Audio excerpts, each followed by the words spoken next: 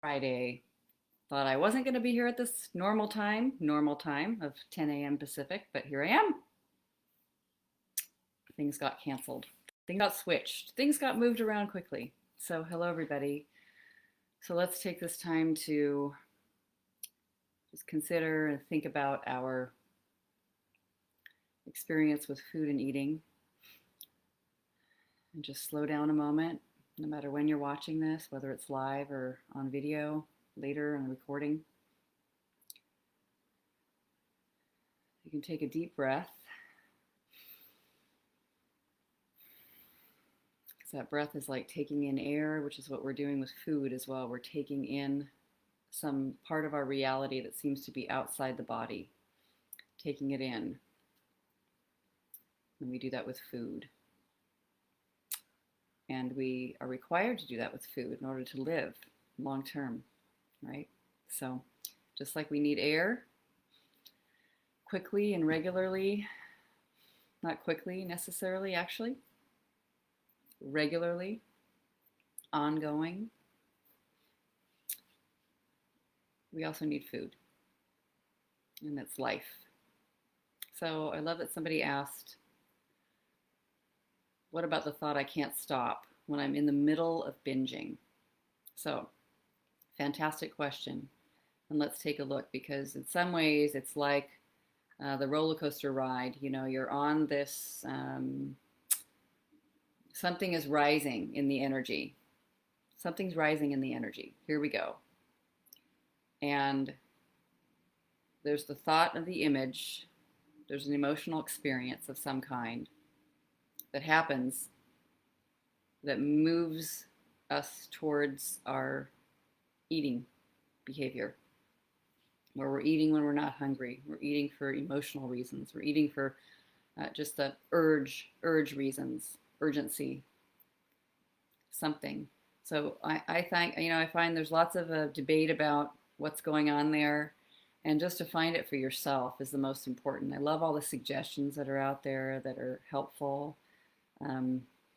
It's just an urge. It's just a part of the lizard brain, pointing, moving towards something that's pleasurable, towards something that gives life. It's also a response to an emotional experience where I'm threatened emotionally, or I feel sad or empty, bored, powerless. I move towards pleasure.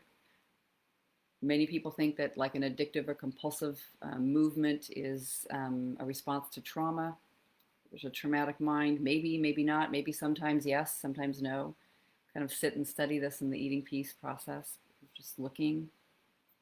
But no matter what, there's something that happens and a groove that we move into, especially if we've repeated ourselves. So in the middle of eating, what I love about the thought that somebody suggested, can you please speak to this? I can't stop, is that there is something that is noticing the thought, I can't stop.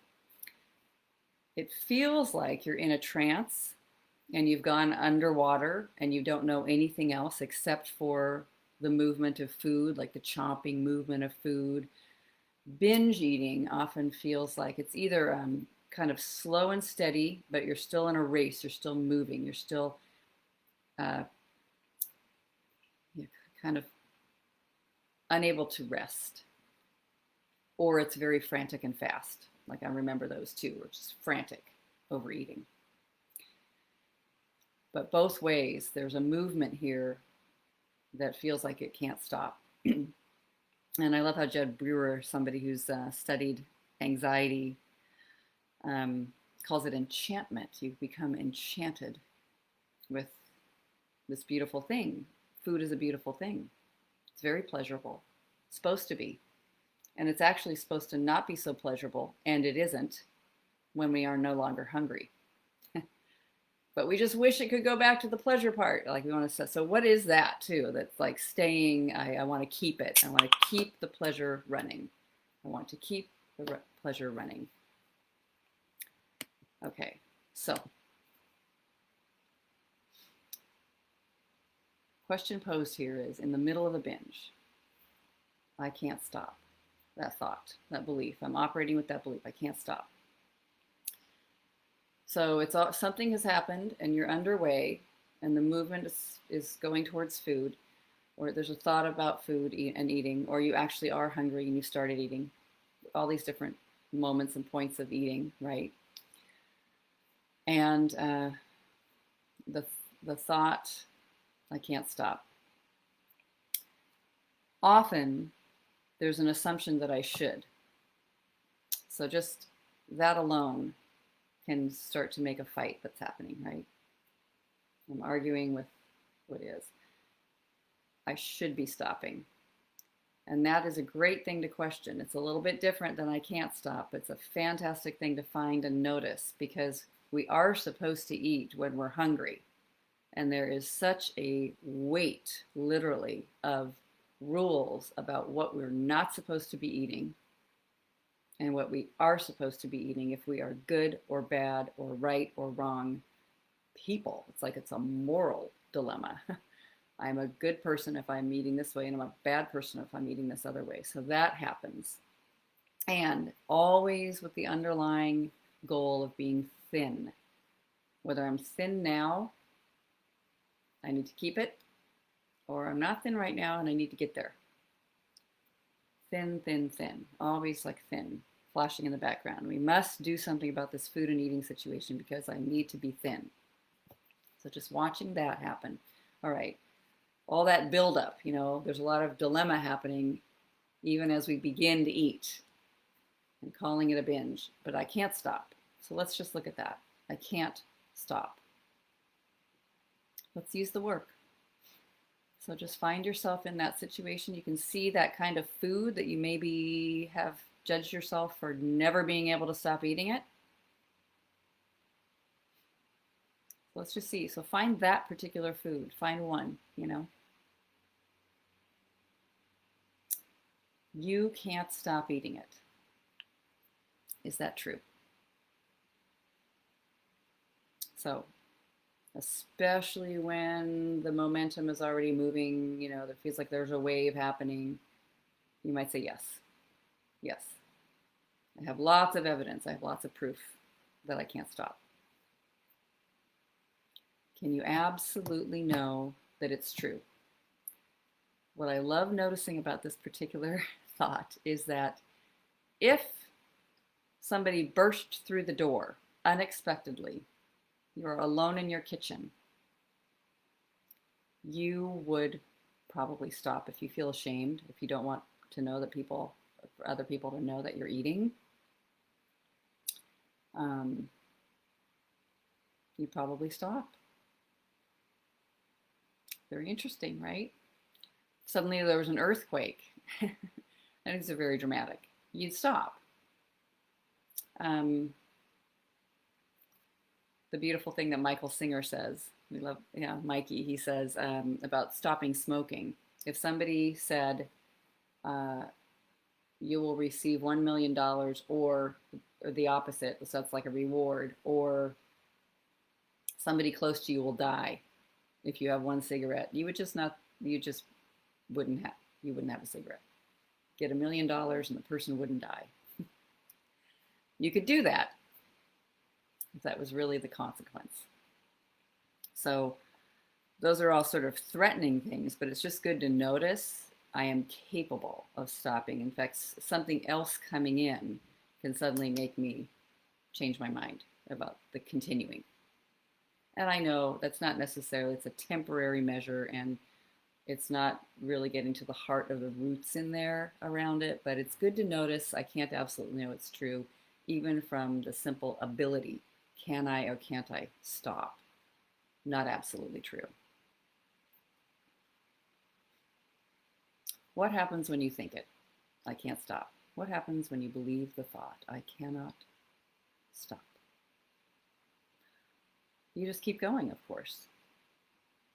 And there are many, many strategies for figuring out how to make yourself stop. Right now, you say, I might not stop, I can't stop. So I keep going. Keep eating. But there's a lot of activity in the mind about how to strategize and figure out how to stop in the future when this happens again. right? So I'm going to go on a diet. I'm going to get a really, really structured food plan. I'm going to weigh and measure food. I'm going to not listen to anything that my brain says. I'm just going to follow directions over here. Nothing wrong with that in some ways. You know, it can be a relief for people. Um, what else happens when you think I can't stop? And that's also later, really out of the situation. It's a little bit later that I start to figure out how to do this. You might even say in the middle of the situation, you have something come to mind. Remember that thing that you promised? Oh, look at you, you're not doing it. So the way you treat yourself is like there's something wrong with you, like you are missing something, like you're incapable, bad person, very brutal. The voice that comes in, very brutal. You can't stop. Look at you. I told you can't stop. The inner voice is not very nice. It doesn't have any discernment that it doesn't distinguish between being nice to you or not. It just will say whatever it says. Good to notice. It's indiscriminate. So I can't stop. And you might even notice that you prove to yourself that that's true, and you don't. I like noticing as I remember and recall the feeling of that binge, that trance, that enchantment with the food, that kind of panic or unrest that's happening, that I need to do something. As I remember that, I like noticing that I always stopped. Even if I believed I can't stop, the stomach just cannot hold anymore. Even if I'm somebody who will force myself to vomit or over-exercise for hours to, get rid of the food that you just ate, any of that happening, stopping, the wave of whatever a binge is comes to an end. So that's interesting to notice. So who would you be without the thought, I cannot stop?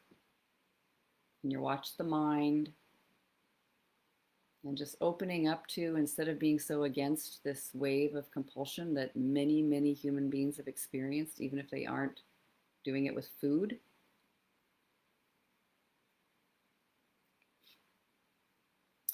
Who would you be without the thought, I can't stop? I can't stop eating. I can't stop thinking. I can't stop believing my thoughts about food and eating and weight loss. I can't stop putting this in the category of right or wrong, black and white, good and bad, who's doing it right, who's doing it wrong. I can't stop having my food religion, as I like to say. I can't stop believing in it. I can't stop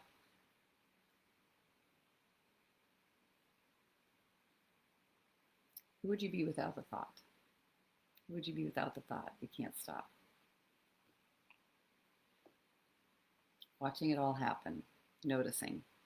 Who would you be without this story? And just let yourself find that neutral mind. We don't necessarily need to go all the way into the full-blown turnaround. I can stop. But just seeing, who would I be without this thought? I can't stop. I seem to be propelled somehow. What is that? It is amazing how the mind and the perspective that we're in can be such a believer that we think something is absolutely true, and it's just filling our whole environment. We get that with other things too. If you feel really, really scared about something, like you think that inside the closet there really is a person inside the closet. You're super scared. You watched a horror movie or something. You don't like it. Your body feels like this tension. And it's amazing to see how strong that is. Let's say you watched a super scary movie and you kind of know nobody's in your closet in your house, but you still have this creepy feeling. It's amazing how strong that can get if it just becomes a little bit true. What, I think there is somebody out there, or whatever. Fear. Just noticing the embodiment of fear through the whole system and the nervous system, and how amazing that that happens. What is it to believe? Believe. It's like just repeating thoughts, the same thoughts, finding the proof that they're true. The mind is just amazing at doing that. So who would you be without the story, I can't stop?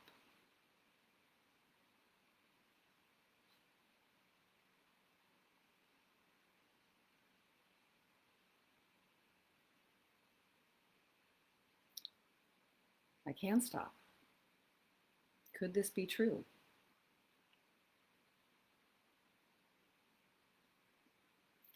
Good to notice that I do stop. I can. I can stop. I'm able to set it down. It's possible to break a story. It's what we're doing with this work. It's possible to have the mind see things differently and to actually do that. I can stop. Find your own examples. Like I can find I am able to stop. Like I'm able to set something down if I have it in my hands. I'm able to do that. I'm able to do that. Could it be that I won't stop? And you hold that without being critical of yourself and adding more to the perspective of yourself of being somebody doing it wrong, terrible person, guilty. I won't stop for some reason. Maybe there's a good reason. I love how Janine Roth says there are exquisitely good reasons for eating. Like, let them be there. Real reasons, but not true reasons. Things happen as they do, but not true once we question them. Especially so, and what are the reasons? What could it be? I don't want to stop. I actually don't want to. I can stop. I don't want to. Sometimes it is because I've been starving myself for half the day or all the day before this happened. I began to think of myself poorly, or like something's wrong with me, and like kind of attack myself, and I wanted some comfort. I was scared about something, and food is survival. It's life. It's safety. It's living. It's what it is, and what it offers. Survival. So not so crazy that I'm mixing up surviving something scary with eating. So some of these other looking can help us see why we don't want to stop. I mean, very interesting. You might say, of course I want to stop. It's so awful. It feels so awful, so terrible, and I know it does. And is there what do I think? What am I afraid of if I suddenly didn't have food as an option to be eating in this particular compulsive way? If that just was taken out, bam, you don't have it anymore. It might not be instant peace. You might think like, wow, then I'm left raw with the urges and the impulses and the feelings about myself and the people and the life, my attitude towards life and the world. And I'm not too sure about it. Maybe I'm scared or feel uncomfortable for some very important reasons, those wonderful reasons, your own reasons, which you can find and then actually begin to question. So I love the question, what would be terrible inside in my emotional, like inner life, to whatever that voice is that really likes to eat instead of look at things? What would be terrible about not eating in the moments of, in the middle of a binge? You might start sobbing. You might have a huge emotional experience.